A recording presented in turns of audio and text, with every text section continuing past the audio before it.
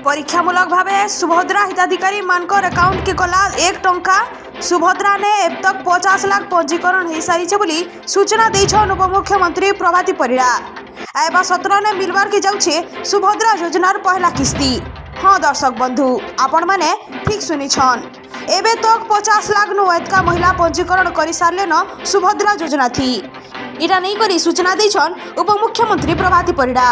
15 तारीख भितर आवेदन करितबा हिताधिकारी मानकु 17 ने मिलवा पहला किस्ती, जेनथि लागी आज परीक्षामूलक भावे हिताधिकारी अकाउंट के 1 टंका लेखा पठा जाइछे। परीक्षामूलक भावे सुभद्रा हिताधिकारी मानकर अकाउंट के गला 1 टंका।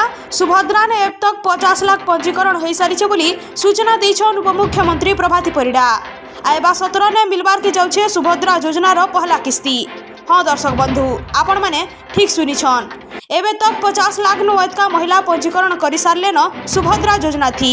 इटा नहीं करी सूचना देछन उपमुख्यमंत्री प्रभाती परिड़ा। 15 तारीख भितर आवेदन करितबा हिताधिकारी मानकु 17 ने मिलवा पहला किस्ती, जेनथि लागी आज परीक्षामूलक भावे हिताधिकारी अकाउंट के 1 टंका लेखा पठा जाइछे।